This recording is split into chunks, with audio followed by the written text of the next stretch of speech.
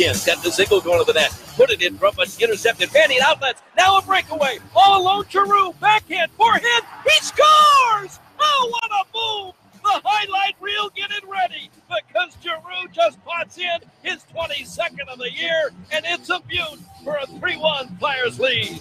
Voracek cuts back into the middle. Dropped to Manning, coming in late. Step shot, he scored! Tipped in front of the goal as I thought Nolan Patrick reached out and got that with the stick. Great play by Manning. I think he spotted Patrick, and Philadelphia takes the 4-1 lead. If it's Patrick, it's goal number 9 on the year. Lindblom arrives too late to keep in the zone. And the Flyers regroup at center. The 2-assist man, Brandon Manning. He scores! Dumped it into the corner and hit the seam of the glass. 10 seconds. Anderson went behind the goal, and Manning's got the goal. His first point of the night. A goal and 2 assists for Brandon Manning. It's 5-1. Hey, welcome to Hockey Primetime. It's a new edition of the show, back with you after a week off. And we have a very, very busy show ahead. So it's the trade deadline. Well, not really, right? The trade deadline's Monday. So why is so much stuff happening today and yesterday? And, well, we'll see. I have a theory on this. I really do think that this is general managers, because it used to be the trade deadline was a thing. Free agent frenzy on July 1 was a thing. And I guess it still kind of is a little bit. And it just seems to me it's not as fun as it used to be. And I really think the executives, now this is a crazy conspiracy theory, but I think that they almost want the networks not to have the kind of salacious, exciting storylines on trade deadline day. I think they enjoy seeing James Duthie flinch on TSN when he's got to start at 8 a.m. and go until, I guess, about 4 o'clock in the afternoon. Anyway, just a theory that I have. Good afternoon, or if you're listening to us on our podcast page at hockeyprimetime.com, a good afternoon, good morning, or whatever it might be. Nice to be with you. My name's Conor McKenna. The show's called Hockey Primetime. Laura Saba is the producer of the show. She's with me here. We're also on Facebook Live. If you'd like to see the show in action, it's very exciting viewing. If you've always wondered what I look like, middle-aged man. You're not middle-aged. No, I'm not middle-aged. No. But I you know what? I definitely, I don't feel like I'm anywhere near being middle-aged. I mean, I hope it was obvious that I was joking. I'm in my mid-30s. But yes, it's been a lot of fun. We got a lot of stuff going on. So if you're just joining us right now, and even if you're not, you may not have heard that the latest is that Evander Cane will not play for the Buffalo Sabres tonight. This has really been the thing, right? Guys, keep him out of the lineup. There's interest in a guy. Trade talks are heating up. Keep him out of the lineup. The last thing you want to see happen is have a trade fall through because he suffers some unlucky, catastrophic injury that makes teams decide they don't want the guy, right?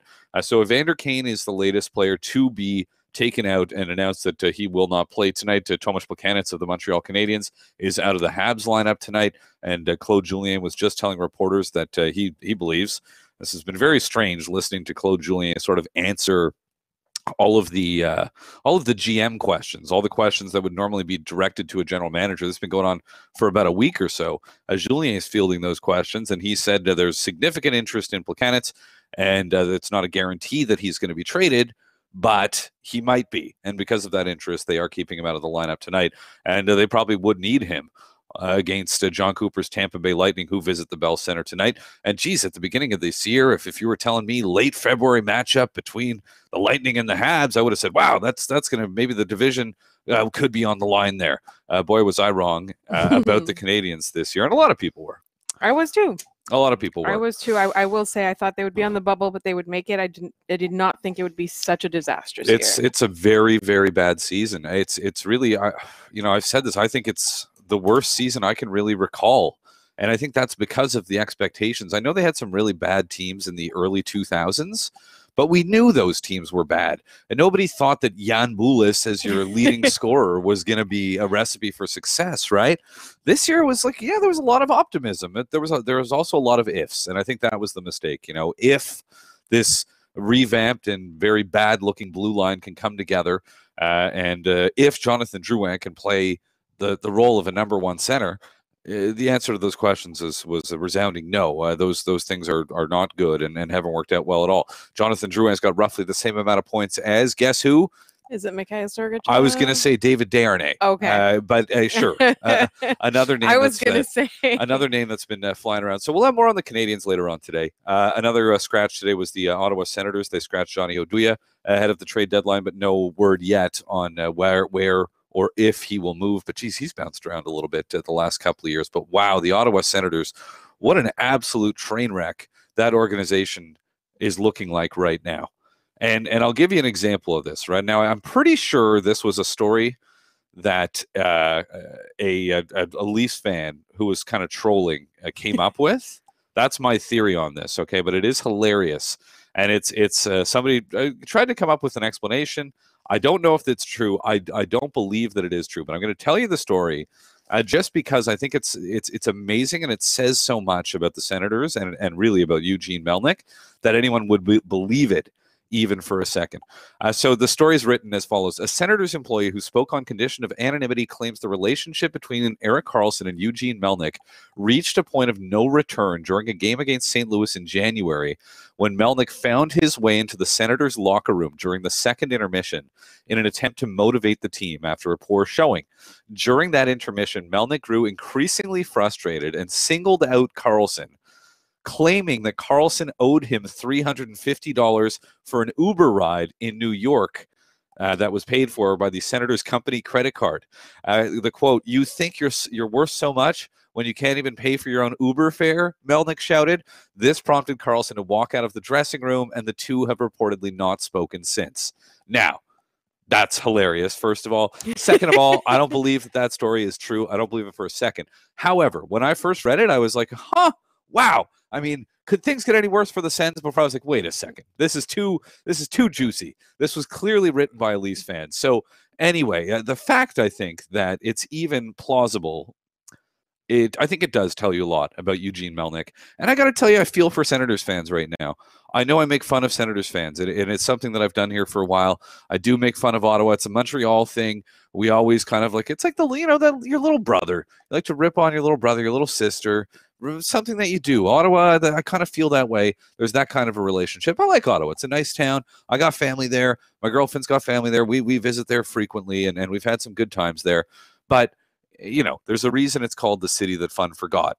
And the Sens don't even play in Ottawa proper. I mean, they play 45 minutes past Ottawa. It's the worst. It's like if the Canadiens played out in like St. Anne to Bellevue, or even worse, like Hudson. Right. It's like if the Leafs played in like, I don't know, whatever's way out there. Scarborough, is that far enough? I'm not sure it's far enough. I would say further. Like it would be like Oshawa or something. Well, yeah, but isn't Oshawa's on the other side? Like for me, it's like I'm thinking of, and that's just my perspective here. But yeah, you're going west, like Milton. There you go. Sure, and it would be bad, right?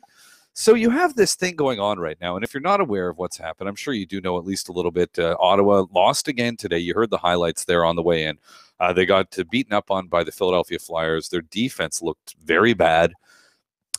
And so Philly beats Ottawa. So that's really an afterthought at this point. I mean, the Sens are, I believe, in the tank. I think we can say this, although you're not allowed to say that publicly. The Sens can't say that, but they, I think, are no longer trying to win hockey games. I'm sure the players are, but management is putting them in a position where it's going to be very difficult to do that, right?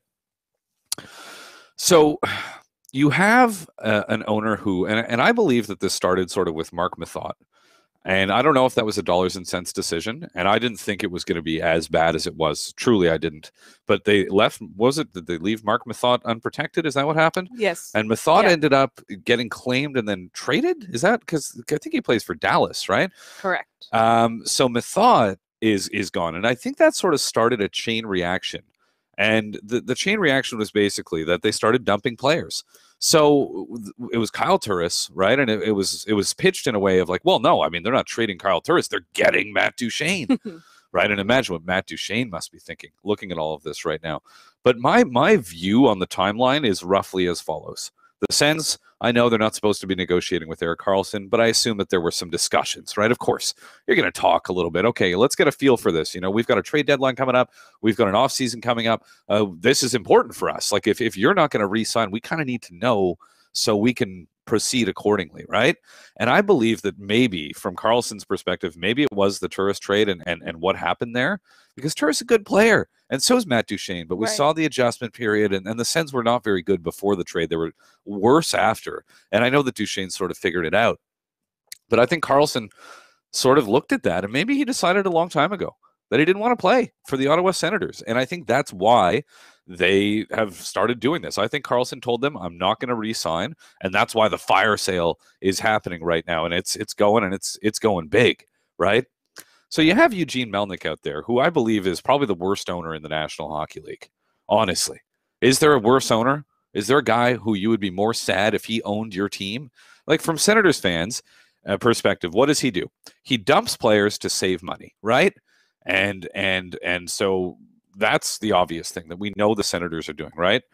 Next step, they become worse. The team is worse. You're dumping players. You're getting rid of the high-paid players, the good players. So your team becomes worse. They start losing more games. They are less fun to watch, and people lose interest. People don't show up to the games.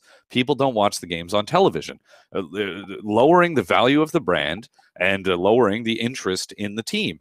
And then because less fans are showing up, well, you throw your arms up if you're Eugene Melnyk and you go, well, the fans aren't showing up. Let's sell more assets. And then you sell more assets. And right now, if Eugene Melnyk were to sell the Senators, which I know any Senators fan worth their salt at this point has their hands clasped together and is praying to whatever higher power they may or may not believe in. Even non-believers are praying that Eugene Melnyk sells the Ottawa Senators. That's the only solution here. Right. You cannot, this guy is your owner, they're going nowhere.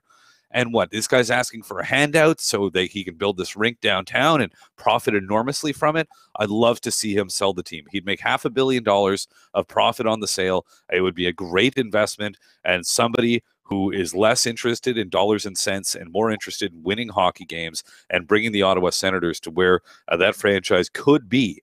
It's a good franchise. They have been for a long time. It's no accident they ended up with Erik Karlsson. I think the fans should protest. Like, I don't know if we should go as far as like torches and pitchforks outside the Canadian Tire Center. I mean, it's far. I don't want to drive all the way out there with a torch or a pitchfork. That's true. I mean, that's it. But that's the move. You know, you pile all the friends into the pickup truck. Everybody's in the back. You got your torches. You got your pitchforks. And you get ready. And you go out. You go out to the country. That's what you're doing. That's where the Senators play, right? But it hasn't been an easy ride. But I do believe this. There are a lot of Senators fans. They've worked long and hard to build that fan base, and they did it by being a good organization. The rivalry with the Leafs and the fact that they managed to come up short so many times and come as close as they did, and they just happened to run into the juggernaut that was the Anaheim Ducks that year. They've had a good organization, especially considering that they're not a cap team and they never have been a cap team. I think that those fans deserve better. A lot of those people, some of them are converted Leafs fans, some of them are converted Habs fans, and there's a whole generation of kids that grew up cheering for the Senators, and their parents became Senators fans. There are Ottawa Senators fans. I believe this. I know this. I've seen it. And they deserve better than Eugene Melnyk. And I mean, didn't they save his life a couple of years ago? Somebody saved his life. You're right. Like, from the fan base, right? Like, they put out the call. The team really capitalized on that fan base that you're talking about that's so passionate. And they literally saved his life. That would be, I'll tell you, if a reporter wants to go out there and get a story, find the guy who donated his liver? I think it was either the liver or the kidney. You can't donate a liver. I want to say you only have kidney. One. Like, I don't know. I think you're right. We'll figure it out. So we'll let you know after the break. But you find the guy who gave him a kidney and get that guy to express regret that he did it. That would be a newspaper story that I would be willing to read. But no, I mean, look, I'm kidding around. Of course, it's just hockey. I understand. But he's one of Canada's richest people. I mean, I'm sure he can afford to do a little bit better, buy this fan base and buy this hockey team. And of course, he's all into horse racing and all kinds of different things. And you know what? It was a liver transplant surgery. So I don't know how that works. That was back in 2015. There you go. Our research team here at Hockey Primetime coming up with the information. I appreciate that. Coming up next, we've got a number of guests that I'm really excited to talk about, including our first guest today, Sam Werner of the Pittsburgh Post-Gazette. Was it on? It was on, and then it was off, and then it was back on again. Derek Brassard is a Pittsburgh Penguin. And who wants to bet against the Penguins now? who was going to be their third-line center. They had Riley Sheahan as a placeholder, and now here they are. They've got Derek Brassard, and they're going Crosby, Malkin, Brassard. And has there been a better player in hockey than Evgeny Malkin since the year turned to 2018? I'm not sure. How does Jim Rutherford keep doing this? We'll find out what Sam Werner of the Pittsburgh Post-Gazette thinks about it next. This is Hockey Primetime. We're with you until 7 o'clock tonight. We got a busy slate of games ahead in the NHL. We'll talk about as much of it as we can next here on SiriusXM NHL Network Radio, streaming live at hockeyprimetime.com.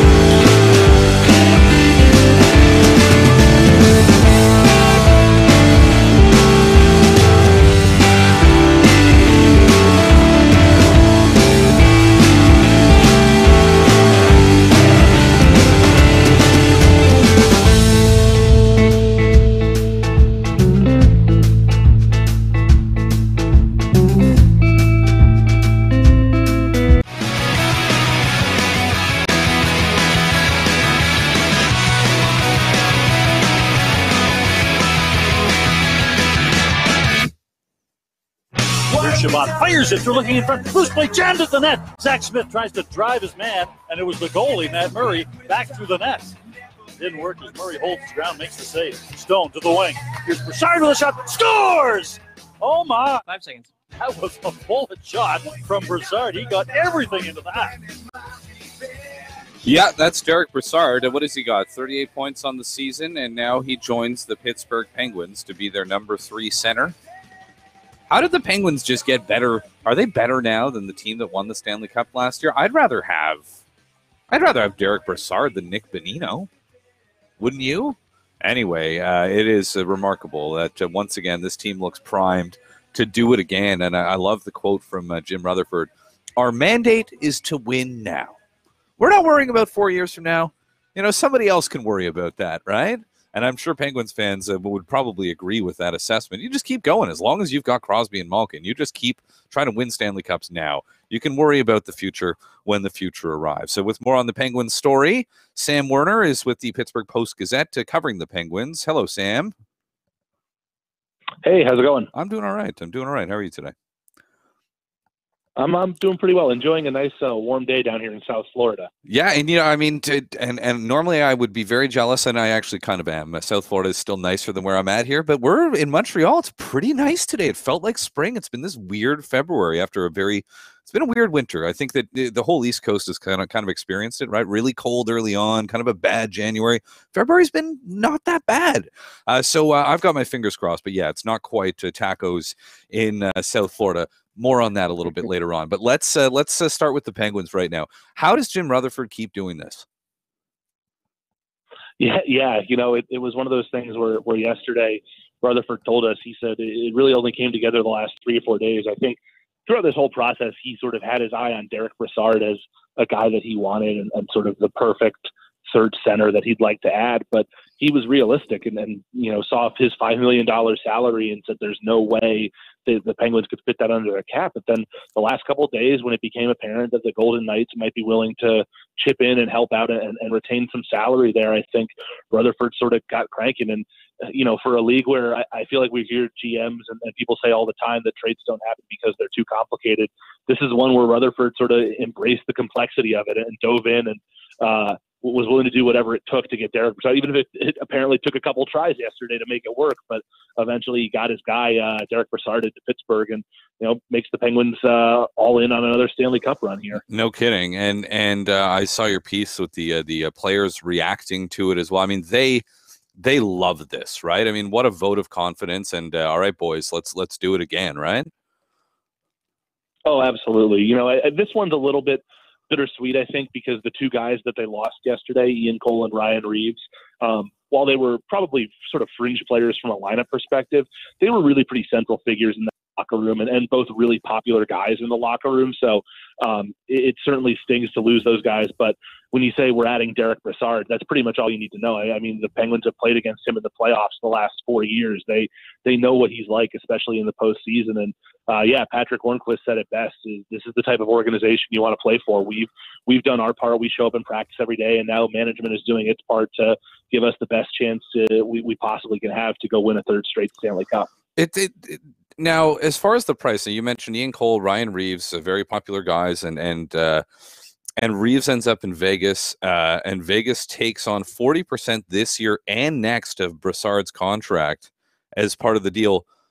What's Vegas's angle here from your perspective? Like, I have this conspiracy theory that George McPhee just wants to make sure the Capitals, the team that fired him, lose to the Penguins in the playoffs again this year. I'm sure that's not true. I mean, that's crazy, but what's Vegas's motivation if that's not the case?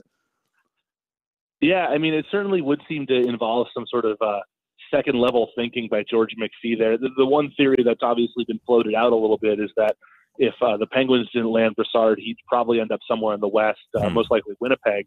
And from Vegas's perspective, they'd rather see, if they have to face Derek Brassard, they'd rather do it in the Stanley Cup final as opposed to the second round or something. And, I sort of buy that thinking, but that's also something that applies more when you're looking at a guy like Erik Karlsson or sort of a superstar. With Derek Brassard, it's like, okay, are you really willing to take that much salary on just to make sure if you face him as a third line center 2 rounds later? So, I also wouldn't be surprised if there were some residual good feelings between the Golden Knights and Penguins for how the Marc-Andre Fleury situation played out. I mean, that really worked out perfectly for all parties involved.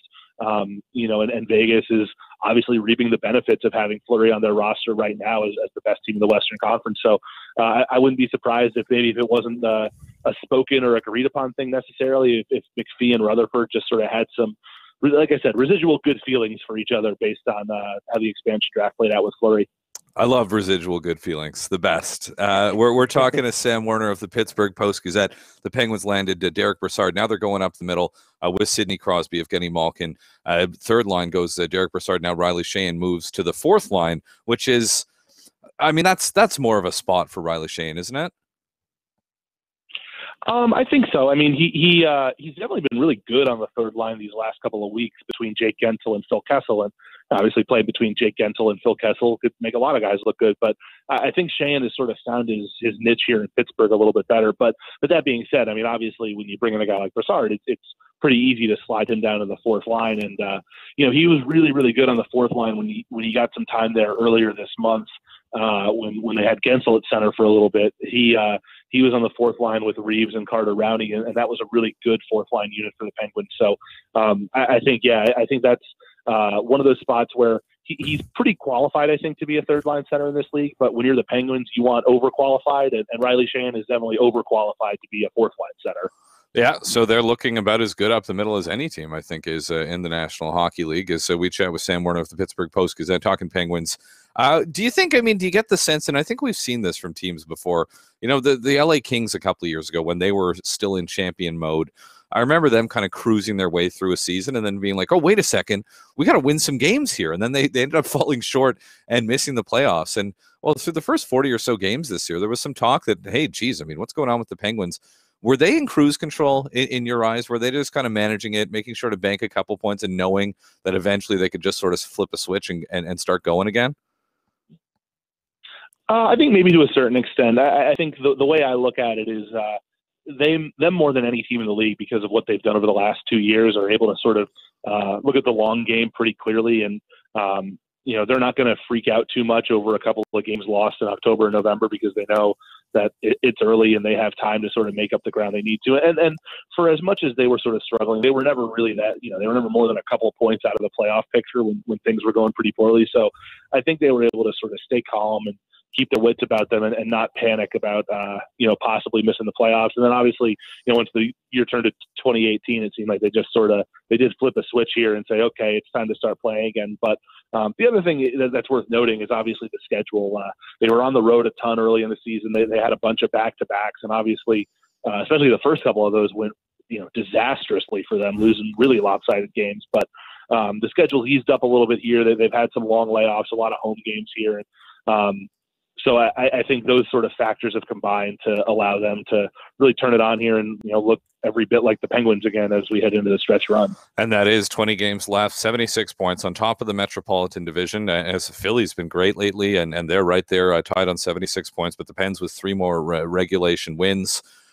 Still a long way to go, as you mentioned here. Philly, Washington, Jersey, Columbus, even the Islanders, Carolina are all potential first-round opponents. Is there any one of those that they might? I mean, I don't think this team fears anyone, but you're following this team on a day-to-day basis. Do you think there's a team that they would not necessarily want to face in the first round? The one team of the groups that they could potentially face in the first round that I would say intrigues me the most is the Devils, for a couple of reasons. First of all, is they've only played once so far this year, which is a little unusual given that, they're in the same division as one another.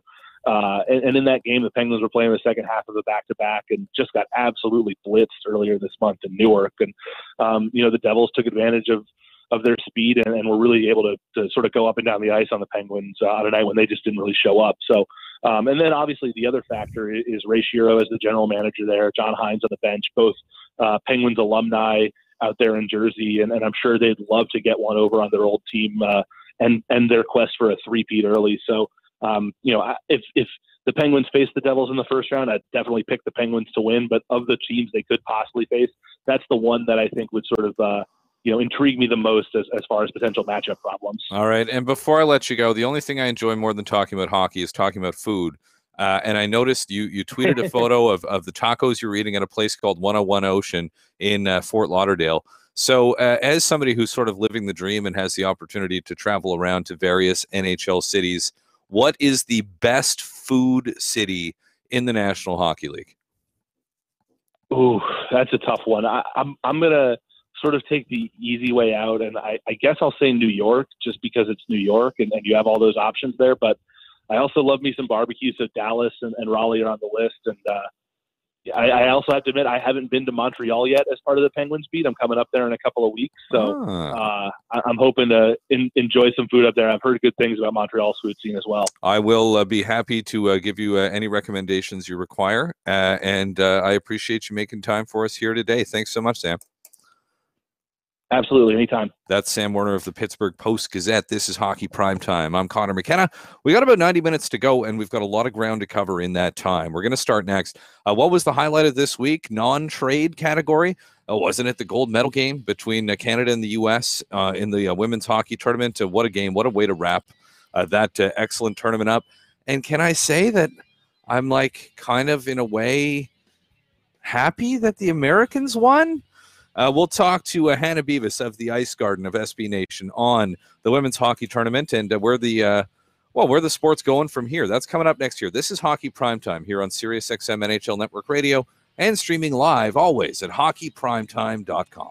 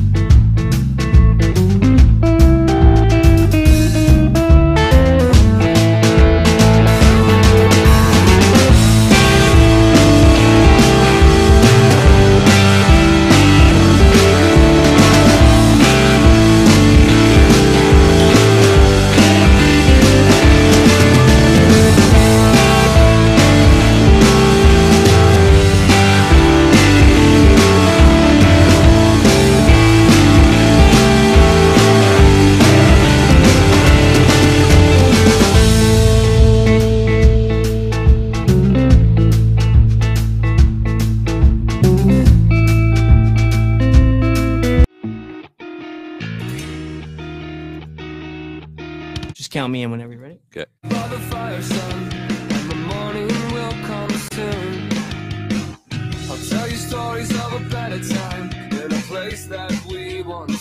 Three, two, one. Hey, welcome back. This is Hockey Primetime. And if we were an affiliate broadcaster or rights holder, we would be playing a highlight for you right now.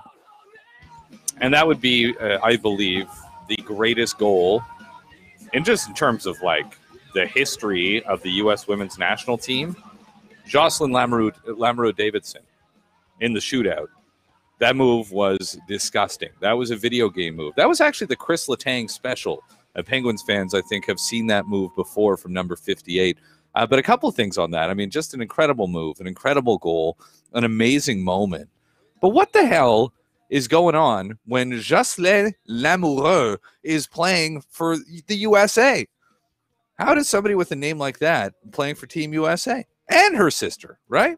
Well, it just goes to show you it's an international game. And of course, I know I'm just kidding around. I know that there are people with French names who are, living and from the United States. But it is, if I told you there was a women's hockey player named Jocelyn Lamoureux, you would definitely think she played for Team Canada or like Team France, I guess, maybe. Absolutely. I would think it was Team Canada. Doesn't it just sound like a Canadian player's name? Absolutely. That was a really good game, though. It was a stressful game to watch, but I tweeted afterwards, like, it's been a really long time since I've been this into a hockey game, this invested in a hockey game, this excited about it. It was just so good. And there were just so many moments where you thought there might be a goal or, and it wasn't even just, your national pride or anything like that. It was just a really exciting, intriguing hockey game that had a lot of weight.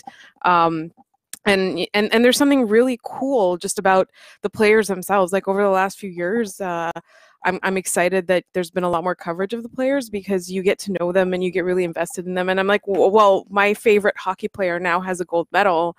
Wait, who's your favorite hockey player? Hillary Knight. Oh, really? We talked about this after she was on our show. Oh, that was like 2 years ago. Well, yeah, but and it's something that's really exciting. Yes, I am disappointed that Canada did not get the gold medal, but it's so cool to me. And so I think there's a lot of stories like that that's built around it. Like, Britney Spears getting into the whole What? Yes. What they used for the shootout? No, the gold medal winning goal. Yeah. Jocelyn, I got it now. So she calls it the "Oops, I Did It Again" move. Like she had practiced the move and called it. And then I think it was today or yesterday, Britney Spears retweeted that and was so excited about it. So I just thought it was really cool. I you know what? Honestly, I'm okay with it. You know what I mean? Like, I don't like when Canada loses in hockey, but I believe this to be good for the sport overall. Of course. And I love how hyped up ESPN and the world of the coverage of sports in the United States was zoned in, not just on hockey, but on women's hockey, and in a way kind of still is. Like, people are still buzzing about that game. It's a great thing. With more on that, we welcome back to the show from the Ice Garden on SBNation, Hannah Bevis rejoins the show. Hello, Hannah. Hi. That game was something else the other night, wasn't it? That's an understatement of the century right there. It was wild. Do you think that is it good, or how good is it for the sport that the Americans were able to finally sort of slay their dragon and get over the hump and win a gold medal in women's hockey for the first time in so long? Yeah, I think it's huge for sure. And that narrative has been a part of, it's been kind of the monkey on USA's back for so long. They've won the last, I think, 5 world championships, but they haven't been able to win an Olympic gold medal. And so it's been following them around for a while. And we usually see in the United States, hockey participation and awareness of women's hockey in general jump up after the Olympics. But I think, because they won gold and because they did so in such a dramatic fashion, I mean, that shootout goal is going to be replayed on TV for weeks to come because of how just ridiculous it was. It's really got people's attention. So I think, it's really good, especially when you see pro leagues like the Canadian Women's Hockey League and the National Women's Hockey League kind of trying to build their audiences up. And you know what? The only way that could have been any better than it would have been if the Americans were shooting second, and that was the moment they won the gold medal. You know what I mean? Like, that's the only way it could have been any more epic than it actually was in terms of how it ends. And you're right. I mean, there's a bunch of they're stars now, right? I think also about no, I'm not going to remember her name, but she scored. It was women's soccer. She scored this epic shootout goal. And I think she like took off her shirt and did this like power slide to the sideline, this like epic moment, and it was a huge moment for the sport in the United States. And I do wonder if this is sort of a Brandy Chastain. Does that sound right? Anyway, it was a huge moment for the sport in the United States. Do you think this could be sort of a similar watershed moment? I think for sure this is definitely it's going to be remembered for a long time. I think as a milestone in women's hockey. On Twitter and just talking with friends after the game, these players have made history. Like Maddie Rooney, Jocelyn Lamoureux, Monique Lamoureux, Hillary Knight, Megan Duggan. These are names that are going to go down as the team that kind of they won the gold medal after 20 years of silver in second place, and so I think. It's definitely a historic moment, that's for sure. And a lot of bad blood in that game too, though. Like I enjoyed the sportsmanship afterwards, but like there is no love lost. That elbow from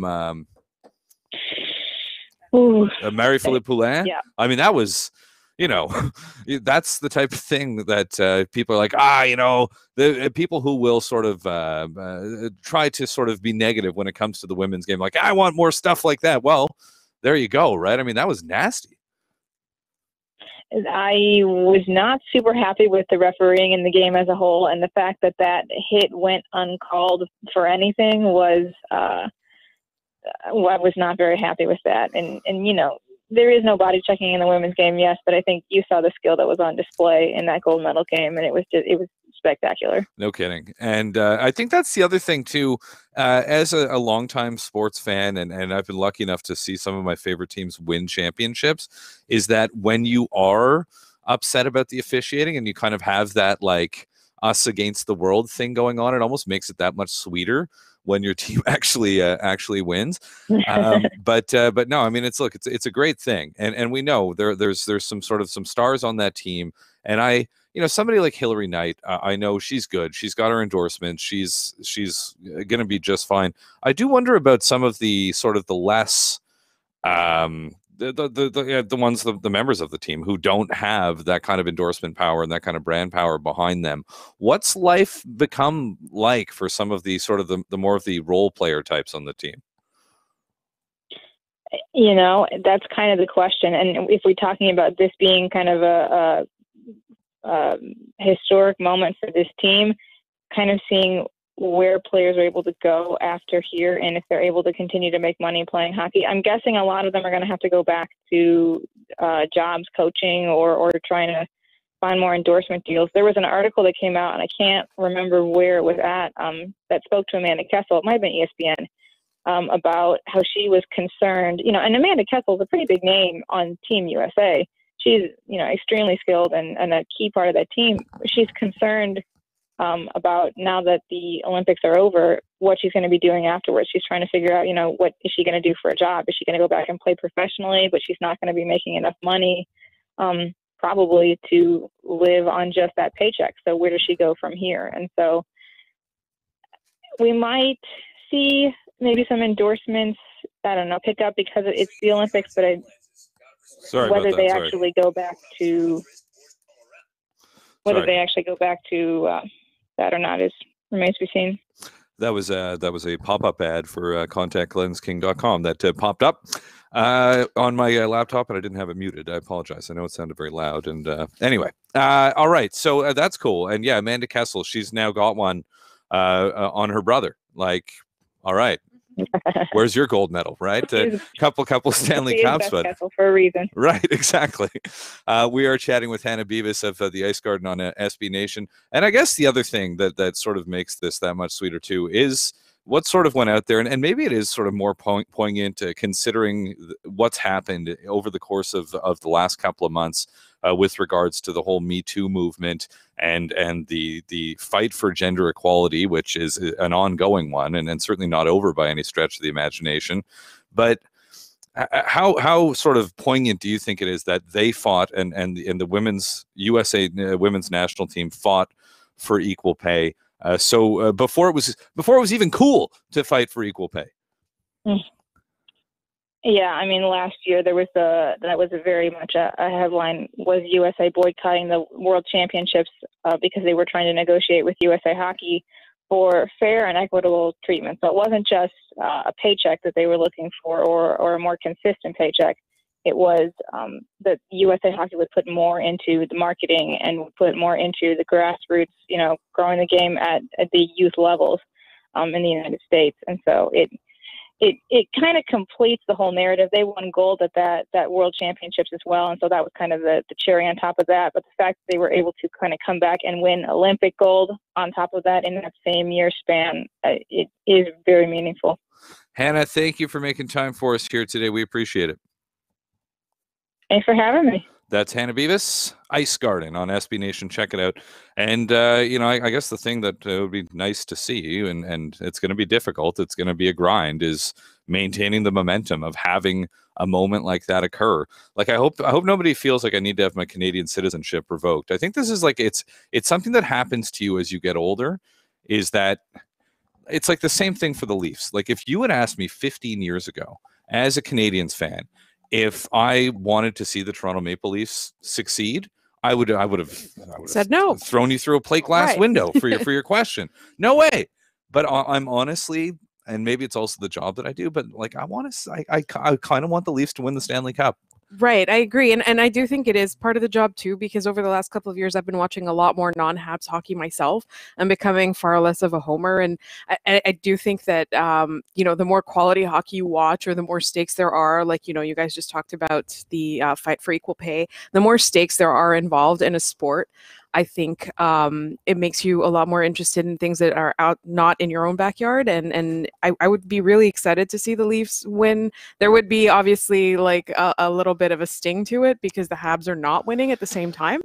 But isn't it almost better? Like, and maybe that's part of it. Like, if the Canadiens were relevant, right, then it would be like, oh, you hate the Leafs, but it's like the Habs are such a train wreck that it's just like whatever, it doesn't even matter. I mean, I kind of like, let's go back to the way we felt about the USA team, right? Like, Canada is one of the top women's hockey teams, right? It's an extremely talented, extremely well-run team, but USA won, and we're both agreeing that it's not bad for the sport, right? Like, it's a positive thing. So I feel like it's the same thing with, if the Habs are really good, but the Leafs won anyway, we would be able to acknowledge, we would be sad in the moment, but we would be able to acknowledge how good it is for the league and the sport. And I think the same is true. And I think that's a big reason for this massive missed opportunity by the National Hockey League on the men's side. On one hand, it did give the women a chance to shine. And who's to say that the men would have even been able to go? But they had you look at that team, the USA, the men's team on paper, it's just stacked with young guys, just exciting players. The future of USA hockey is huge. So, and Canada winning again, probably, I don't think would have helped the sport. It's not like all of a sudden kids in Canada be like, wow, maybe I'll play hockey. Like, they're already going to play, but you want more kids playing your sport. That's a big thing for the National Hockey League. You want the next Austin Matthews to come out of Scottsdale, Arizona, or whatever it is, right? And if the Americans had gone, again, hypothetical, but tomorrow morning it was NHL players going and it was Canada, USA for the gold medal, everybody would be waking up at 7 a.m. Right. I don't know about you. I'm not setting my alarm for the gold medal game tomorrow morning, so I can watch a bunch of doped up Russians win the gold medal against a watered down group of competitors. That whole tournament just rubs me the wrong way. Anyway, I don't want to get too far into it. I don't want to make anybody angry. Apparently that's one of my many takes that upsets people. So coming up next, what's going on in Carolina? They're 1 point out. Why are they not active right now? Let's talk a little bit about a missed opportunity for the Hurricanes that could be shaping up in the next 48 hours or so. This is hour number 1 of Hockey Primetime on SiriusXM, NHL Network Radio, and streaming live at hockeyprimetime.com.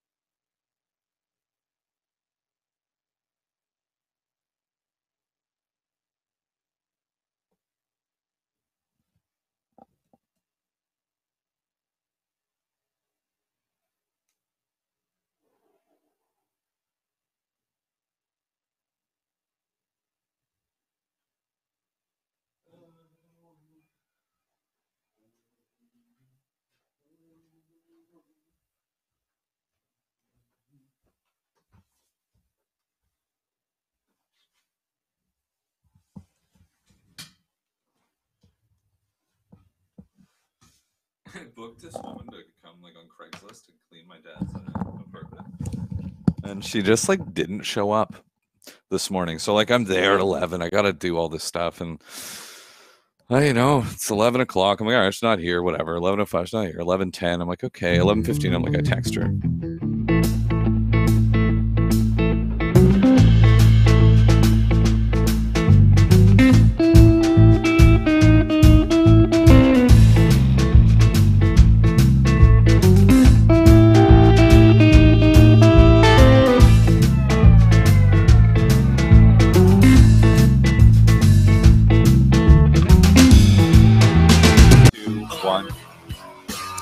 Hey, welcome back. This is Hockey Primetime. My name's Conor McKenna. Nice to be with you on this lovely Saturday evening. A full slate of games in the National Hockey League tonight.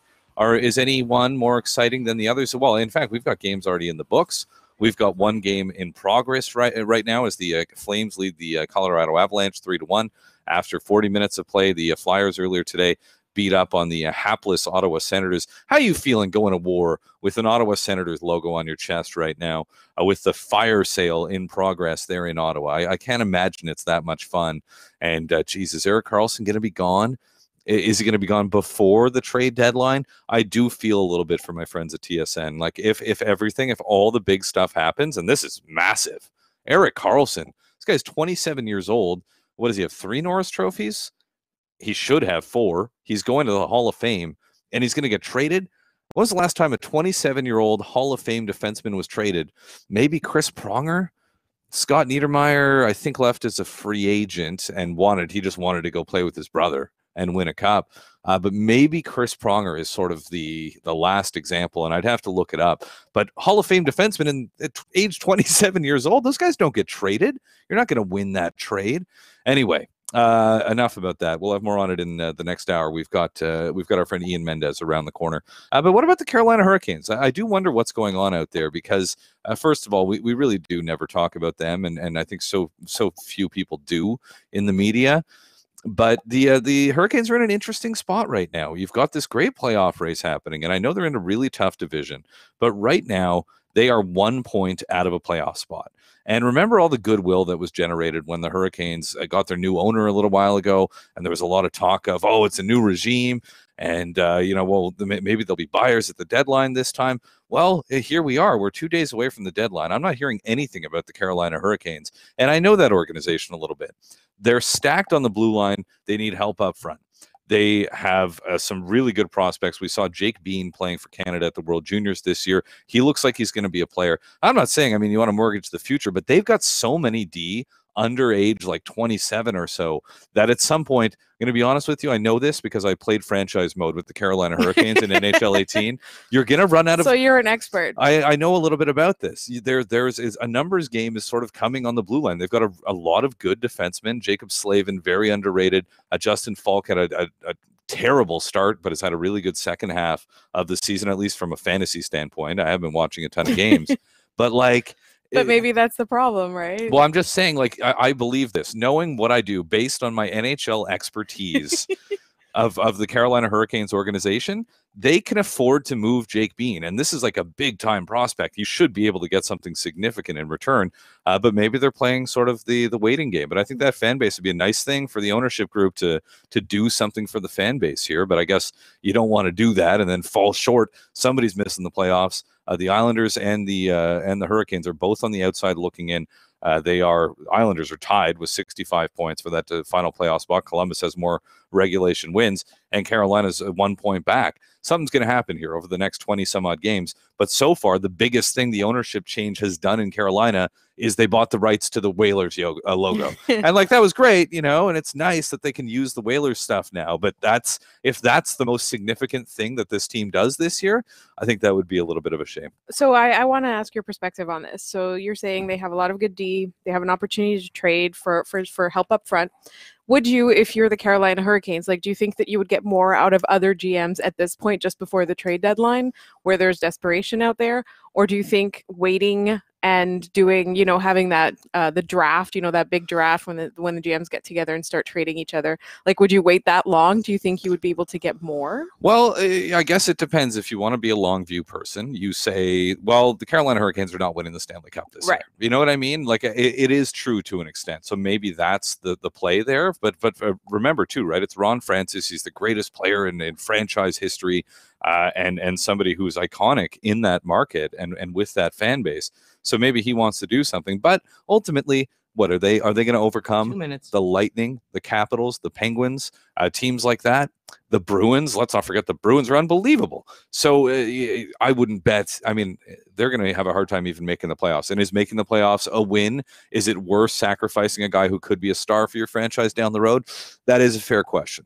Because I don't have any personal stake in this. All I do is I want to see trades. I want to see big names moved. I want to see exciting prospects go somewhere. It'd be good for this kid, Jake Bean, because he's not going to crack that. I don't think, based on what I know of that blue line, they got to just have a lot of good guys. I don't know if he's going to be able to crack it next year, but there's a lot of organizations that are a lot less deep than the Canes that he could make. Anyway, one more thing. Jocelyn Larocque is the name of the woman for Team Canada who took off her silver medal, and everybody freaked out. Can we please stop with this? I can't get over how stupid this is. It's like the most lazy, easy storyline that sports writers go after time. Oh, he removed his silver medal. She removed her silver medal. Where's her honor? Give me a break. She just lost. They lost. This is a very normal reaction. It was the biggest moment of your life, and you came up short. Your team came up short. This silver medal will be a reminder of that moment. And what are you supposed to carry it around with you for the rest of your life? I think you should do whatever the hell you want with your silver medal. If you want to take it off, take it off. If you want to throw it in the garburator, throw it in the garburator. If you want to play, you want to stick handle it down the ice and roof it top shelf, then that's fine too. That I want to see, actually. Sure. I could do it. Anyway, that's my message for Jocelyn Larocque. More on Erik Karlsson coming up. We've got Ian Mendes of TSN 1200 right around the corner. That's hour number 1. Hour number 2 is next. This is Hockey Primetime on Sirius XM, NHL Network Radio, and streaming live at hockeyprimetime.com.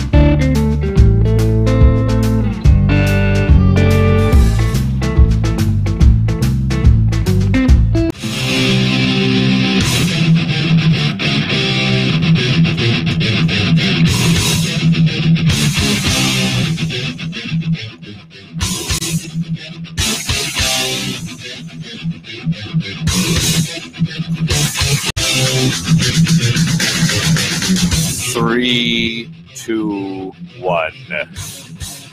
All right. Welcome back. It's hour number 2. This is Hockey Primetime. Happy Saturday to you. Has your team already played? And not many have. The Senators did. They lost earlier today. I don't know what it's like to be an Ottawa Senators player going out after what's been going on in and around that team for the last couple of days. It's got to be tough to really... I don't know. Maybe not. Maybe what do I know? I'm not a professional athlete, but I can't imagine it's been easy to be an Ottawa Senator, or at least as tough as it can be to be a highly paid professional athlete. With more on the Senators story and trying to get a finger on the pulse of what the heck is going on in Ottawa right now, Ian Mendes is with TSN 1200. He's been covering this team. Well, maybe he'll tell me how long he's been covering this team. I know it's been a while. Ian, how goes it? Connor, my friend, very good, and I guess sad to say that I've been about 15, 16 years I've been covering the Ottawa Senators in one way, shape, or form. So, and you've seen the team, as one does over that sort of period of time, completely transformed, and that's what happens in pro sports. But we haven't seen anything like this with the Ottawa Senators since the inception of the team. The sort of fire sale, the extent of which we're seeing right now, have we? No, I mean, have there been other incidents in the history of the franchise where it felt really bad and negative? Absolutely. I mean, just in the time of me covering them, they went into bankruptcy in 2003. They lost, 4 playoff series in 5 years to Toronto. They lost in the Stanley Cup final. They watched Daniel Alfredsson leave not once but twice. There's been other moments for sure that have been you feel like you're at the bottom of the valley and you think, okay, this is the lowest point. But this feels like we're in uncharted territory. And you're right. This is the first time where it feels like they're potentially selling off players. I think the fear of some fans here is like, are they going to become kind of like the Montreal Expos or like the Florida Marlins or one of these teams, to use a baseball analogy, that just had a whole bunch of really good players, sold them off, and then just went cheaper because that's what they wanted. I don't know. Like, I literally couldn't tell you. I can tell you where I think it's going, but I can't tell you definitively where this is going to be 3 days from now, let alone 3 months or even heck 3 years. Nobody seems to know where this is headed right now. And I always find this when anybody asks me this question, like I'll be covering the Canadiens in Boston for a playoff series, and then somebody will say, I'm doing a radio hit, and they're like, what's the mood in the city? I'm like, I don't know. Like I'm standing on a street corner here. This is my 4th time in Boston. I have no idea what the mood is in the city. But you do live in Ottawa, and as you mentioned, you've been covering this team for a long time. I'm not gonna. I mean, we only are able to interact with so many people, but more than ever now, thanks to social media and technology and everything else. What's your feel for the mood or the feel of Sens Nation right now, or Sens Army right now?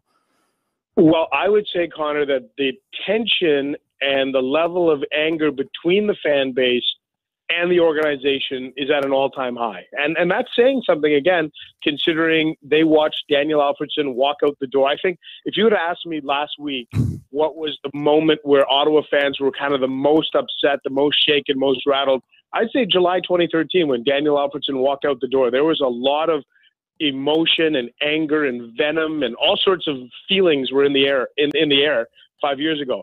And I think a lot of people kind of slowly got over that. And a big reason why was Erik Karlsson. Erik Karlsson was the guy that healed a lot of broken hearts. Erik Karlsson was the guy that ended up replacing Daniel Alfredsson as the captain and as the face of the franchise. And I think, here's the feeling, Connor. I think there's a lot of people, to use like an analogy with a relationship, it's like they had their heart broken 5 years ago. They were kind of ready to love again. And Erik Karlsson is here. And now it's I can't even fathom that these words are coming out of my mouth, but it sure as heck feels like Erik Karlsson is going to get traded. And I don't know that a lot of people in this city are ready to go back down that same rabbit hole they went down 5 years ago, that I can't believe we're doing this, and I don't know why this is happening, and why can't we have nice things, and all the things that sort of come out from fans when a star player ends up leaving town. And I guess the other thing is, Ian, and I don't think we see this in pro sports very much, is the drastic nature of, or maybe abrupt would be the right word, of what's happened here. I mean, this team was a goal away from the Stanley Cup. They took the Pittsburgh Penguins, the eventual Stanley Cup champion, to 7 games. And now here we are talking about Erik Karlsson's not going to be there anymore after one of the great 3-round playoff performances I think any of us has ever seen from a player. He had the team on his back. It felt unthinkable that he'd be gone. But is there something to the fact that they were so close to winning it all last year, and now they've just fallen about as far as one can fall? Yeah, this has to be year over year. Like I said, I'll use the Florida Marlins again. I know that's probably not a great analogy for Ottawa fans, but I mean, you go back in pro sports and look at teams that had great success one year and just fell off a cliff the next. I mean, the Florida Marlins are like the best example, right? Because they would win a World Series, whether it was in 97 or 2003, and then they would just sort of trade off and sell off their assets, and that would be that. Well, I'm having a hard time thinking of how many teams have been this good one year and then fallen off a cliff. And, you don't even have to go back to last May when they lost that Game 7, Connor. I think all you have to do is go back to November. So we're talking about, roughly 3 months ago. And they kind of pushed a lot of chips in the middle of the table by acquiring Matt Duchene. And when they acquired Matt Duchene, they got rid of Kyle Turris. They also got rid of a first-round pick and their previous year's first-round pick, a kid by the name of Shane Bowers. But they did that because they felt like this was our window. I don't think you make a trade where you give up two, essentially, and you can argue with me if you want, but essentially they gave up 2 first-round picks. You don't do that if you're rebuilding. You don't, and then 3 months later to sort of have this, as you mentioned, the word abrupt, like kind of a 180, it's utterly fascinating to me. I'm not saying it's not the right thing to do, because I actually think, and I wrote this back in December, I was like, you know what? This team needs a rebuild, and there's something not right, and I'm all for it. I think this is probably the right course, big picture for the team, but to go from that November press conference where Matt Duchene came up here and said, I'm kind of glad that I'm going to get a chance to play in the playoffs, and now, ironically, it's the Avalanche who might have a chance to go to the playoffs, and Ottawa's sitting there with the Buffaloes and the Arizonas and the teams like that. It's just utterly fascinating to me how this could have all changed so quickly here in a matter of weeks. I saw a tweet earlier today from Steve Warren, who's a colleague of yours at TSN 1200, talking about a fan who was told to put down or hand over his sign that said "Take Eugene, not Karlsson." And here in Montreal, Marc Bergevin, I think, truly is the face of the ire of Canadiens fans right now, and a similarly catastrophic season for Montreal here. Although they're a little bit further, I think, at this point from that Rasmus Dahlin savior mode. But is it safe to say that Eugene Melnyk is the face of this fan anger in Ottawa? Yeah. Oh, yeah. Absolutely. It's 100%. It's crystallized to the point where even now there's one of these, GoFundMe, Kickstarter accounts. They're trying to raise money, Connor, to put up a billboard right outside Canadian Tire Center that says, hashtag Melnyk out. And if you think about that, that's unbelievable that the fans would be that galvanized to come together and say, you know what, we want to voice our opinion and we'll do it in a billboard. And, you go around the league, and you look at some of the guys that are on the hot seat. I think I put Marc Bergevin in Montreal. I think I put Peter Chiarelli in Edmonton. I think I put Eugene Melnyk in Ottawa, and I think I put Garth Snow in New York as the 4 guys that, for whatever reason, not for whatever reason, I think they probably with just cause, but those are the 4 guys that I think are sitting on the hottest seats in terms of anger from fan bases. And maybe I'm missing somebody in there, but. Maybe Peter Chiarelli. Yeah, sorry, I mentioned Pete Chiarelli. Oh, right? Did you? Okay. In Edmonton. Yeah. Thanks for listening, Connor. No, I'm joking. No, but I think you look at those cases, right? Edmonton, Montreal, Ottawa, and the Islanders. I mean, they can make the playoffs, but the fans want an opportunity to feel like they're heard, And I think when you look at some of these situations, they kind of feel like they're not being heard. In Edmonton, they feel like they traded away some really nice pieces in Taylor Hall and Jordan Eberle, and it hasn't worked out. And the fans feel like you've got this generational player in McDavid, and it's not working out. And Pete Chiarelli's taking the brunt of it. In Montreal, I think Marc Bergevin's really wearing it for Weber for Subban and Drouin for Sergachev, and the way that everything is played out. In Ottawa, it's different, right? Because Eugene Melnyk isn't the general manager, right? So it's a little bit harder to pin down exactly what he's responsible for, but we do have some breadcrumbs and we do have some clues that have been left behind. And the biggest one was left by Kyle Turris, who really took the high road for the most part, Connor, on his way out of town.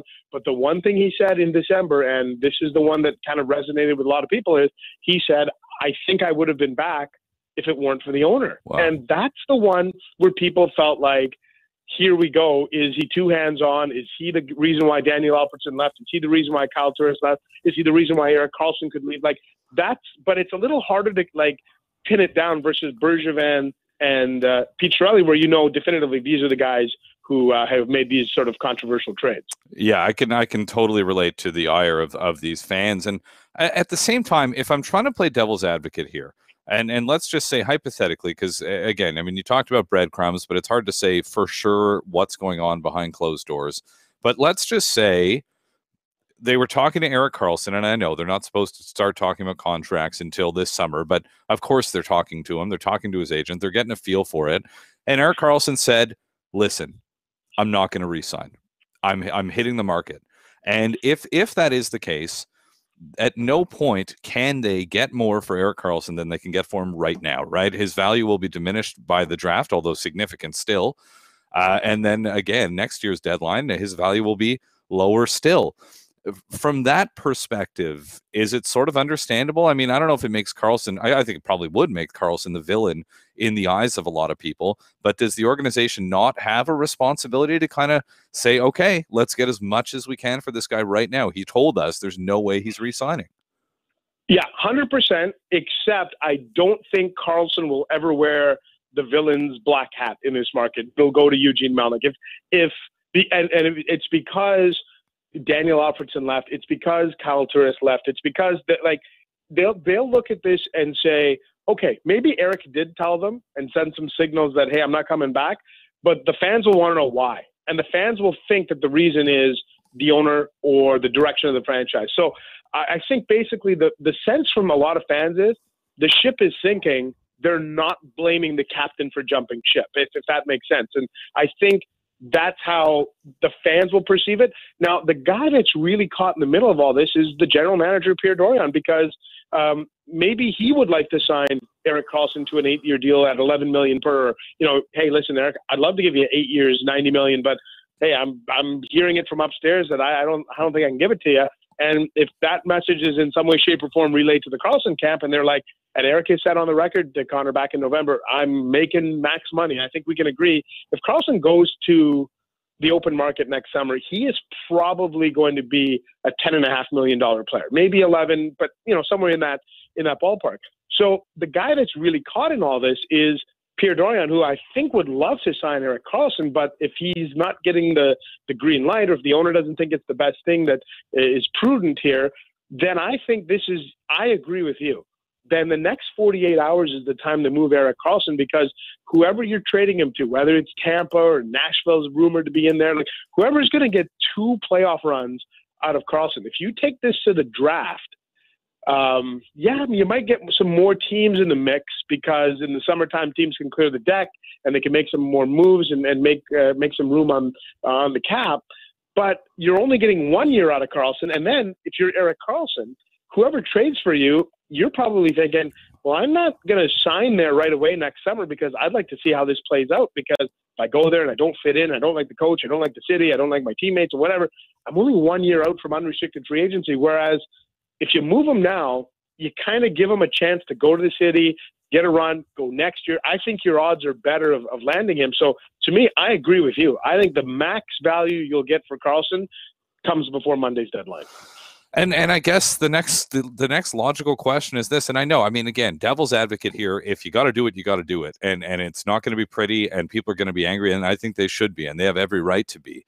But short of getting Steve Duchesne, Peter Forsberg, Ron Hextall, Kerry Huffman, Mike Ritchie, Chris Simon, 2 draft picks and $15 million, which is not happening, although I'm sure Eugene Melnyk would love that $15 million.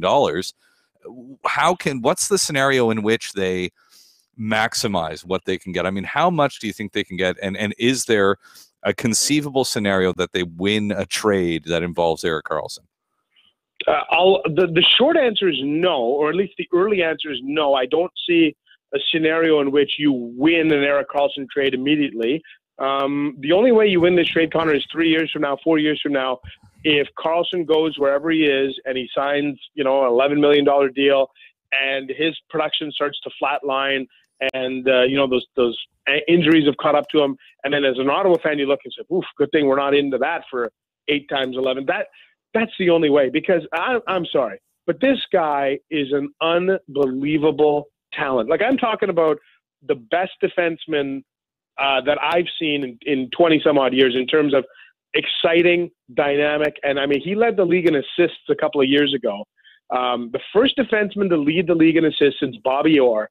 And when Erik Karlsson led the league in assists, Connor, he didn't have a single teammate in the top 20 of scoring. When Bobby Orr led the league in assists, his teammates finished 1, 2, and 3 in scoring. This guy is something else. And to have him in your mix and to trade him out, I don't care what you're getting back. You're not going to win that deal. The only way you win that deal is somehow, like I said, he goes off and he just doesn't quite ever achieve his previous glory, which I think is far-fetched because this guy's a genetic freak. I think he probably will get back to being the Erik Karlsson we all know and expect next season. So I don't think you can. And the other fly in the ointment, so to speak, is there's talk that they want to include Bobby Ryan in the trade to get that contract off the books. To me, that really minimizes the return. Like, Bobby's got $7.25 million on a cap hit for 4 more seasons. How many teams are willing to take that on right now? So if you attach Bobby Ryan to Erik Karlsson and say you got to take them both, I think you diminish the value of Karlsson, and I think you diminish the return. I think that even angers the fan base more to think that the best trade chip you have, you didn't maximize its value. No, exactly. That's exactly it. I can see how the fans would be apoplectic. I don't know. Listen. For the sake of that market and for the sake of that franchise, I hope somehow that this ends up with Erik Karlsson staying in Ottawa. He's 27 years old and he's going to the Hall of Fame someday. You don't trade a guy like that. I mean, you just don't. But you also can't lose him for nothing. No, and I honestly think in the post-Gretzky era, after the Gretzky trade, I would put the Patrick Waugh trade at the very top in terms of, holy smokes, they traded this guy at the peak of his career. The Joe Thornton trade in Boston, and maybe what's about to happen to Karlsson. That's about it. Like, to me, in terms of megastars getting traded either mid-season or like, this is really rare. And I'm with you.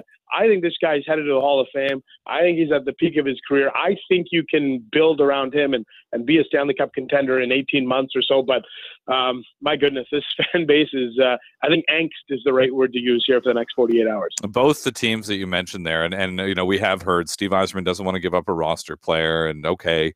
But if he joined Tampa and played with Victor Hedman, or if, God bless the Methot Karlsson pairing of the last couple of years. And, but what could Karlsson do with that kind of firepower? If he goes to Nashville and plays with one of those guys, moves Matthias Ekholm to the third pairing, it's crazy to even consider. And well, anyway, here's hoping, because I know also if you're covering a team, you want to be able to cover a player like Erik Karlsson because he's a joy to watch play hockey. So anyway, I hope this works out for the Sens, and I'm sure you're going to have some fun in the next couple of days on the air on TSN 1200, Ian. I appreciate you making time for us here today.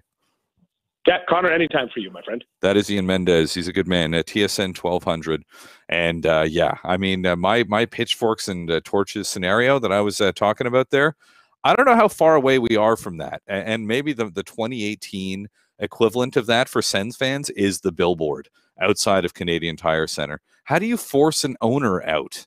You know what I mean? Short of a Donald Sterling LA Clippers situation, which I just don't really see happening, based on what I know about Eugene Melnyk. It's just, it stinks. And I hope this works out for Sens fans.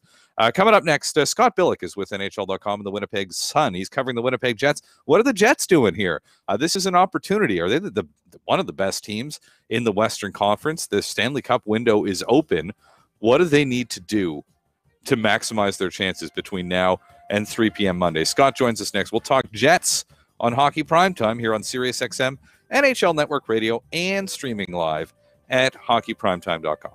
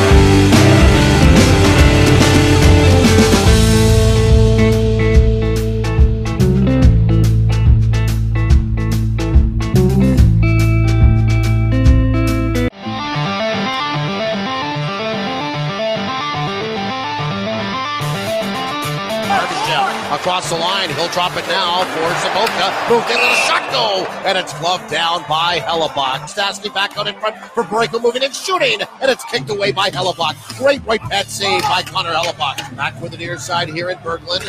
Up top now, Berglund got a return pass, slap shot, stop, rebound. It's spilling around, they're banging away at it. Have a line A goal after this. By Stastny is stopped by Hellebuck as well. Kulikov indirect now for Kopp at center ice. Ahead for Ehlers, near side for Laine, across the line, shoots the horn! 10. Patrick Laine with an innocuous shot from the near side. He beats Allen from way out, and it's 4-0 Winnipeg. Yeah, that's a scary team they've got out there in Winnipeg. And I mean, like, in a good way, at least if you're a Jets fan. Not so much if you're a Blues fan. Now, that was a stomping of a team that they could meet in the playoffs, 4-0 last night. And, yeah, the Jets are rolling. Nice way to start off a road trip. And really, they're in the midst of it. It's happening right now. You talk about Stanley Cup windows. There is a Stanley Cup window, and it's open right now in Winnipeg. And that core is young. That core is good. And the future is bright. So what's next for the Winnipeg Jets? What happens between now and 3 p.m. Monday? With more on that, we welcome to the show from NHL.com on the Jets, the Winnipeg Sun as well, a contributor to the NHL and NBC as well. Scott Billeck, how goes it? I'm good, Connor. How are you? I'm doing well, and this team it's very good, right? I mean, this is a very impressive hockey team that rolls over teams and sort of comes at you in waves, isn't it? Yeah, I think at the beginning of the season when the Jets were, kind of getting off to a half-decent start after the first two games, you're kind of wondering, when was this going to end? In Winnipeg here, it's always, things don't always go well with, the NHL franchises or CFL franchises or anything like that. So winning isn't, kind of ingrained in the culture here. And so when there was some hesitation as the season was kind of going along, and then they just kept winning, right? And now we're at a point here, we're at the trade deadline, and the Jets are buyers, and that's kind of, it's the second time that's happened, but this time it's they're in the mix for some of the bigger names. They're not just trying to add little pieces here and there.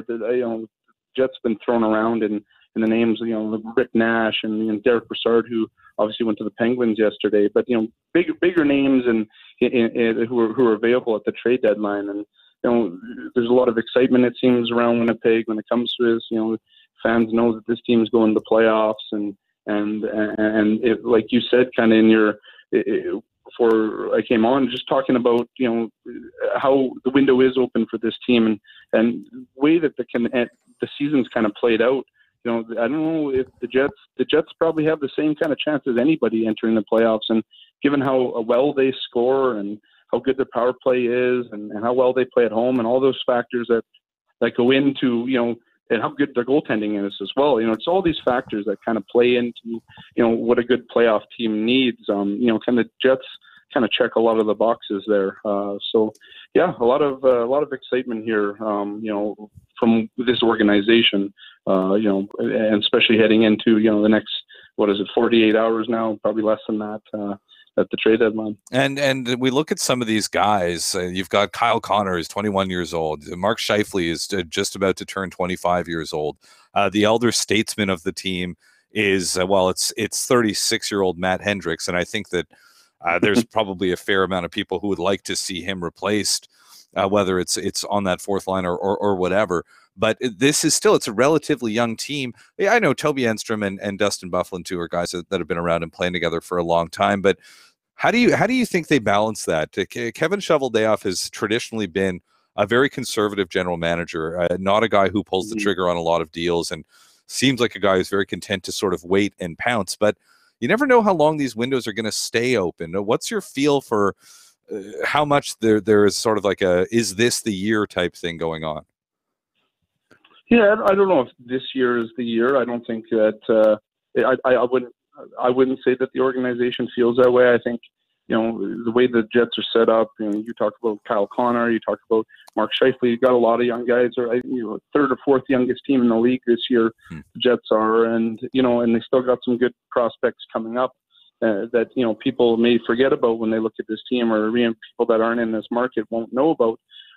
So I don't know, this team's kind of set up to, to be a contender for a little while. I think that window is, several years and not just 1 year. So, maybe I don't think the Jets are going to sell the farm this year to try and, based on how good they've been, if they stood pat, here at the trade deadline, which is looking unlikely at this point, given kind of the reports that are out there, what they're looking at. But even if they stood pat, they would have a reasonable chance in the playoffs, and maybe just as good as anybody else. So I don't think that.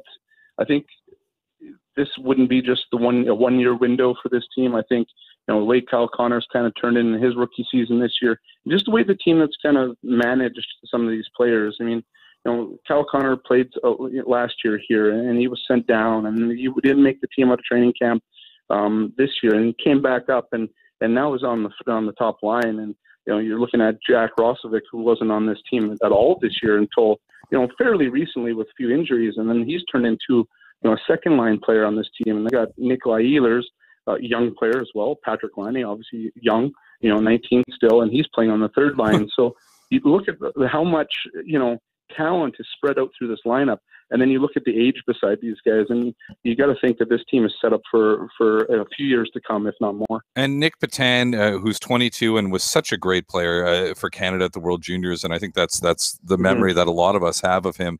And I think I've heard him described as sort of a quadruple A player, like a real good AHL guy, and I know he's still sort of fighting to establish himself full time as an NHL player. So they got him. And they've got Joel Armia, and I know I brought up Matt Hendricks, and I don't want to harp on this, but if I'm looking at this depth chart, Matt Hendricks is the obvious guy I would not want out there, and I would want to replace him.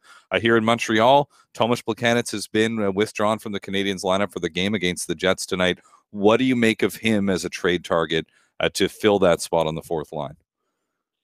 Yeah, and I've been kind of going back and forth with a few people on Twitter because there's been some reports that the Jets are kind of making a hard push after missing out on Brassard. They're making a hard push on Tomas Plekanec, and I think on a fourth line role, I think Plekanec is still a good two-way center in this league. And maybe his production has kind of fallen off. I mean, he's not getting any younger, of course. So there is that kind of aspect of Tomas Plekanec, but he comes in and he can play maybe a little bit quicker than Matt Hendricks. And Matt Hendricks was brought in. I thought, and a lot of people thought, and this term gets thrown out a lot there, a room guy, and what does that mean? And who knows what that means? But you look at kind of how the Jets players kind of talk about he's kind of taken them all sort of under his wing and kind of worked them, turning them into pros. And there's so many young guys on this team that, having this kind of veteran presence. But, when it comes now to, producing in the playoffs, that's not really where Matt Hendricks was. And you saw that last year in Edmonton where he didn't play in the playoffs, on a team. But he was, by and large, an integral part of, whatever goes on in the room between a professional hockey team. So, I think Plekanec would come in and he would be an effective member on that fourth line. Some reports have talked about maybe him being, playing on the third line. I don't buy that they're going to play Plekanec over Adam Lowry on the third line. I just don't see it based on kind of what has happened here, what Paul Maurice has elected to do with some of his lines. But yeah, I think if the Jets can get him for a reasonable for a reasonable price, I think it's a good addition. To add more depth to the lineup and a lineup that already has, it seems to have quite a bit of it. But a fan base that has been sort of patiently watching, and some probably less patient than others, watching Kevin Cheveldayoff do his work.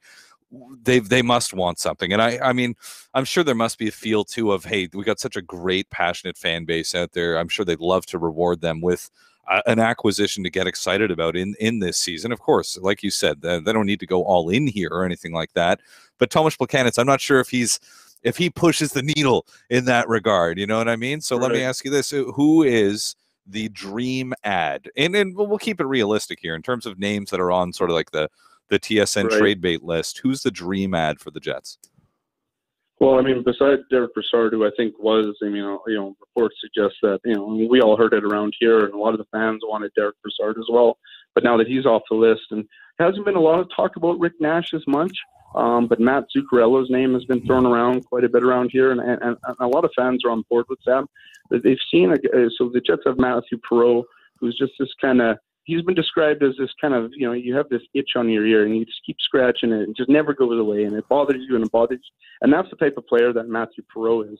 And so he, and Matt Zuccarello, another player kind of like that, there's never an off button. There's never an off day. They're always going out there. They're always battling hard in the corners, and they both can score goals. Quick guys, both can play on the PK. So that's kind of, having a team full of Matthew Perreault is kind of, what a lot of Jets fans may want around here. And I think he would be kind of the ad right now that if the Jets could, swing a deal for Zuccarello, that would be it. He's a hell of a player, that's for sure. All right. Well, Scott, thanks very much. Should be fun the next couple of days there in Winnipeg. And here's to a long playoff run. Thanks for your time today. Yeah, anytime, man. Appreciate it. Thank you. All right. This is Hockey Primetime. That was Scott Billeck of NHL.com and the Winnipeg Sun and other places. So you can follow him on Twitter. I mean, I'm not here to tell you what to do, but it's Billeck, like Billeck. Oh, boy. I'm losing my voice. And we've still got 25 minutes to go. Coming up next, we're going to talk to Mike Zeisberger of NHL.com.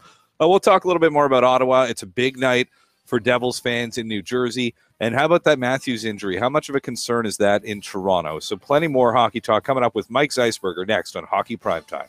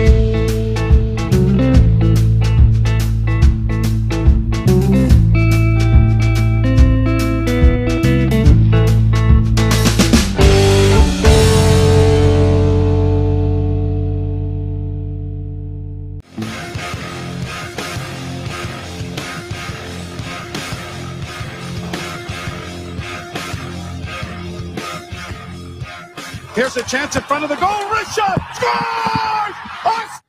5 seconds. The Leafs lead with 30.2 seconds left. Hey, welcome back. This is Hockey Primetime. Happy Saturday night to ya. The Toronto Maple Leafs have been rolling, and everything's going great. Well, except for the whole Austin Matthews thing right now. Calling it a shoulder injury. Didn't look like a shoulder injury, did it? But he's been getting a little bit banged up. Anyway, with more on the Toronto Maple Leafs and to go around the National Hockey League, it is always a pleasure to welcome back to the show, repping NHL.com, Mike Zeisberger. Hello, Zeiss. How you doing, buddy? Great to be back on. Happy Saturday hockey night to you. And the same to you, sir. And yeah, I'm doing great. You've got the Bruins and the Leafs on a Saturday night, and I think we expected the Leafs to be good. The Bruins have been a revelation to me, at least. The fewest regulation losses of any team in hockey, and this is a big one tonight, isn't it? A potential first-round matchup, and let's be honest, I think Leafs fans wouldn't mind a little redemption against these Bruins, right? No, and to your points, number one, I agree. I mean, when you're talking about Coach of the Year, obviously Gerard Gallant, in my estimation, has to be the front runner. I mean, you keep waiting for the clock to strike midnight on Cinderella, and I don't think there is a midnight in Las Vegas, because that has just been going incredibly well. But don't we have to give some love out to Bruce Cassidy and what he's done with this team? I mean, it's an interesting team because you've got a lot of veterans, and then you've got a lot of really young guys. There's not too many guys in that intermediate area, but no, I mean, you look at guys, especially the back end, some of the young guys like the Krug and the Carlos and guy, obviously McAvoy. That's what really impresses me at the back end is the way that their young defense is turning over. Zdeno Chara seems to have found the fountain of youth a little bit, because I think that he's playing better this year than he has in the past 2 or 3. And then what can you say about that Pasternak Bergeron Marchand line? They've been carrying this team for a long time. So and we forget too, Connor, this Boston Bruins team didn't get off to the best start in the first 4 or 5 weeks. So when you say they have the fewest regulation losses, if you take those away, I think that they've only had something like 6 or 7 regulation losses since the second week of November. It's crazy. I mean, it's hard to bet against this group. I guess the experience factor comes up a little bit. But Tuukka Rask, I mean, he's been as good as any goaltender has been in the National Hockey League over the last couple of months, virtually unbeatable. And you're right, that McAvoy, Chara, fountain of youth thing. I did want to circle back to something that you said there before about Vegas and Cinderella and midnight. Vegas, anybody who's been to Vegas knows this. There are no clocks in most of the major establishments in Las Vegas, so maybe there's an explanation there. They just pump in the oxygen and there's no clocks, stay as long as possible. All right. There also isn't, by the way, just as I'll just interject real quick, there also isn't last calls, which for the business teams may be a little issue as to why Vegas has such a good home record. I'm not saying, I'm just saying. For sure, but also, I mean, the road record ain't half bad either. Like, I'm trying to remember, I was watching them the other night, I was watching them just steamroll somebody. I mean, this team, every time I have a chance to watch them, I just find myself, it was last night, it was the Canucks. I mean, granted, it is the Canucks.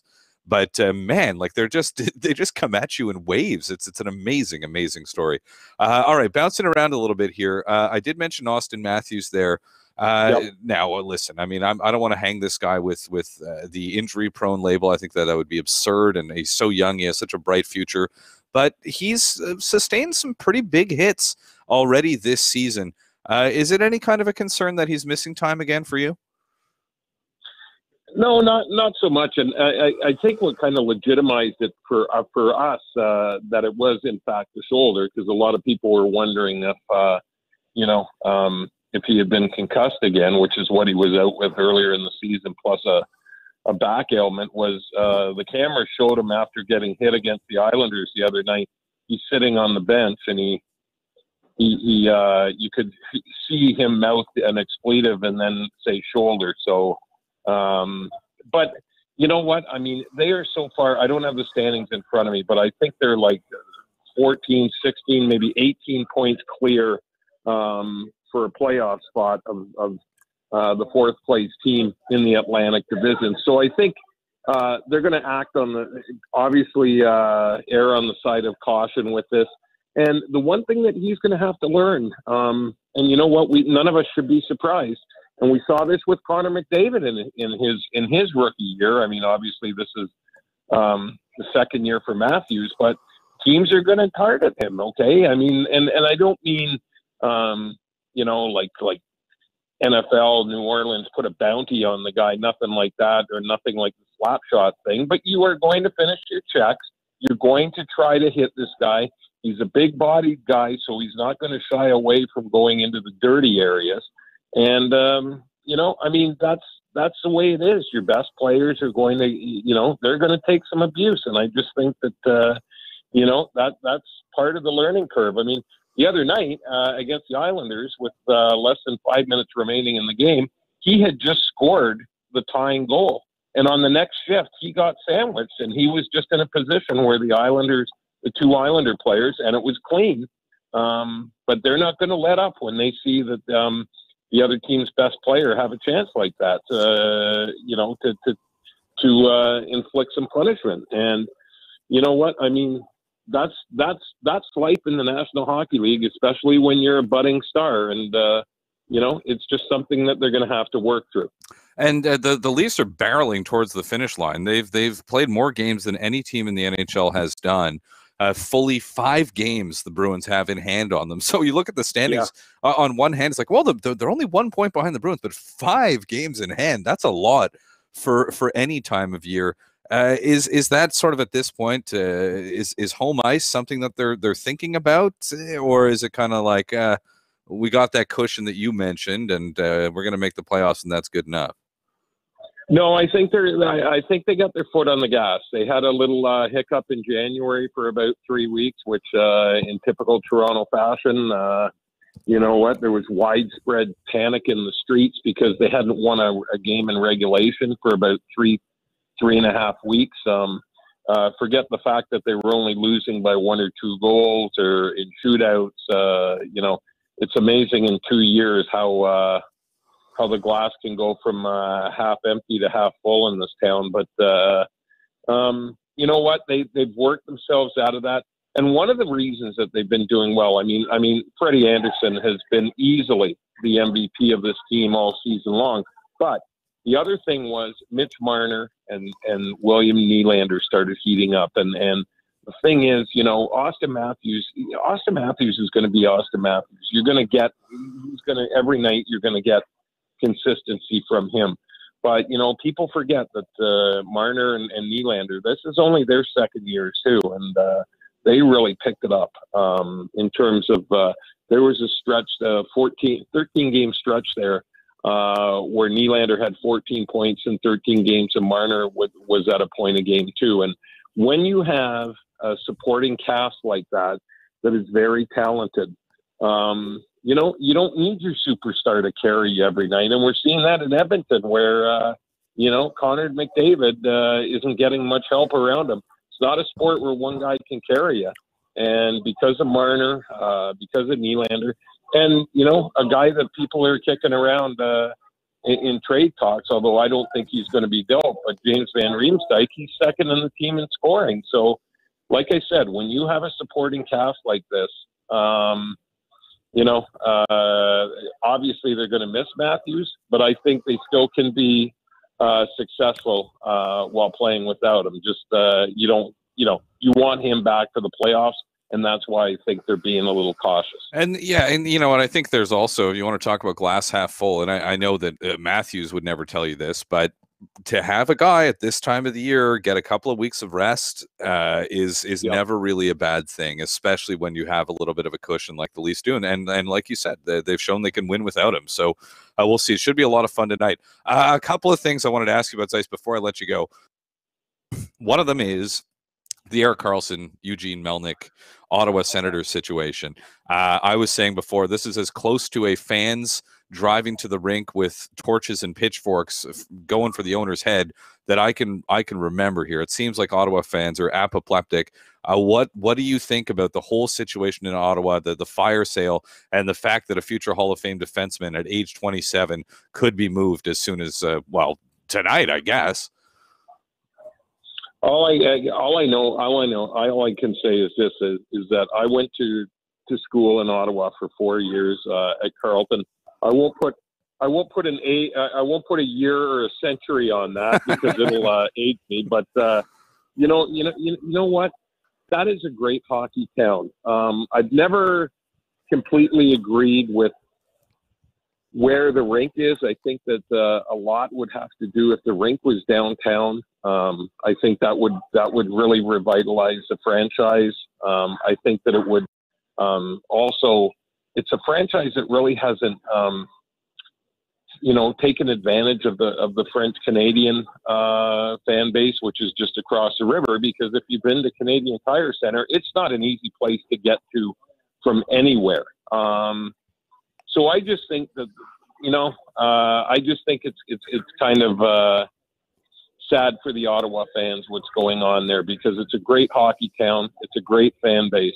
And let me ask you this, Connor. Like, I mean, it's hard, isn't it hard to believe when you watch this that the Ottawa Senators were a double overtime goal away from going to the Stanley Cup final 9 months ago? I mean, it was just 9 months ago.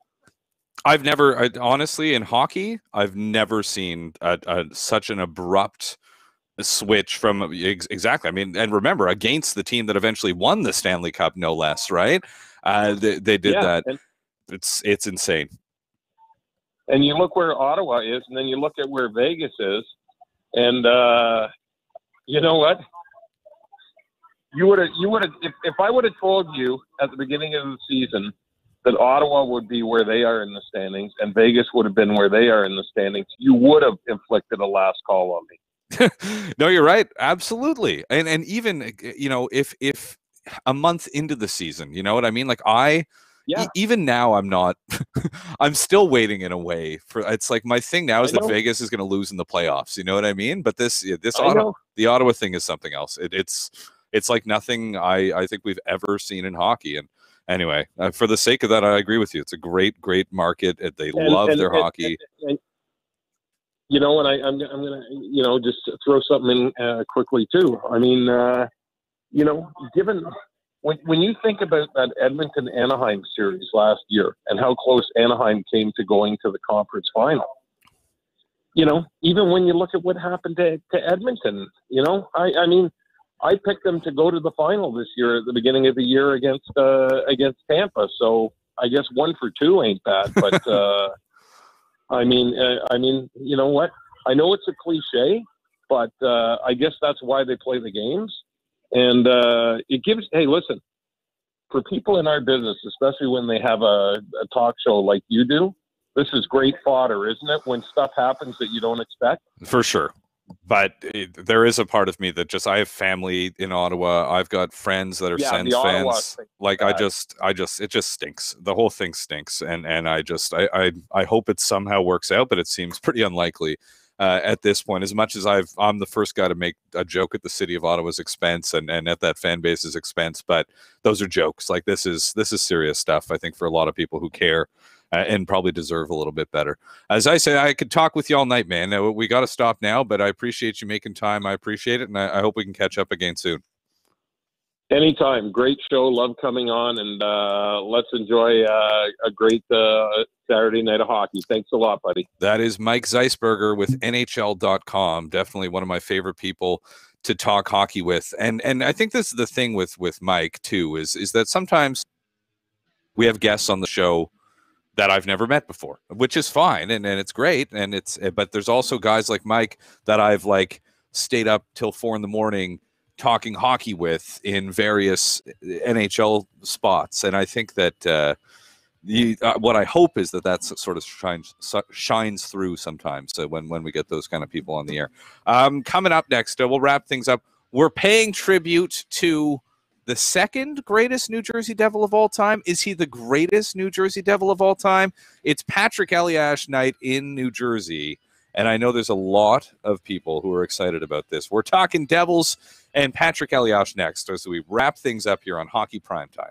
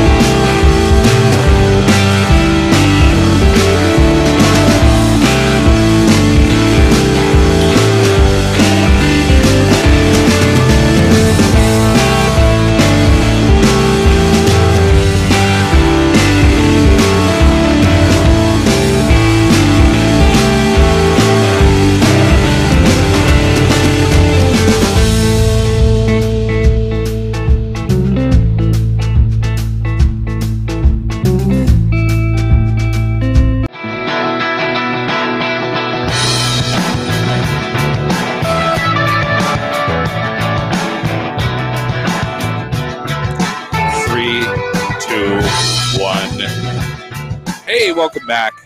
It's Hockey Primetime. I'm Conor McKenna. I'm losing my voice.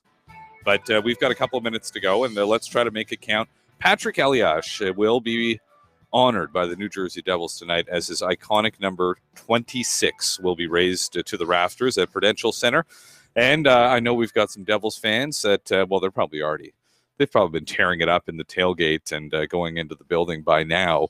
But it's Patrick Elias night. A great player, Elias, and really just a quiet star in the National Hockey League for a long, long time. I don't think at any point anyone would argue that he was like the best player in the game, but he had some standout seasons, the best of which I believe was a 96-point season all the way back in 2000, 2001. He won everything there was to win in the National Hockey League. He is one of only 6 players. This is my favorite Patrick Elias stat. And you know what? It comes from the Elias Sports Bureau, or for the purposes of this conversation, let's call it the Elias Sports Bureau, shall we? Patrick Elias is one of 6 players in NHL history to retire with 400 goals, 600 assists, and 2+ Stanley Cups, playing their entire career for just one team. Who are the other names on that list? Jean Beliveau, Steve Yzerman, Alex Delvecchio, Mario Lemieux, and Joe Sakic. It's pretty good company to be in. 40. So, congrats, Patrick Elias, and congrats to all our friends at the Prudential Center tonight. Have fun, everybody. It should be a lot, and it has been a lot of fun to be a Devils fan this year, hasn't it? What a year, what a season, and they keep on rolling. So, enjoy all the games tonight. All the best to you. Thank you to Laura Saba, our executive producer, Sam Wu. Thank you to our technical producer, Rob Conway. And thank you for tuning in. We'll talk to you next week.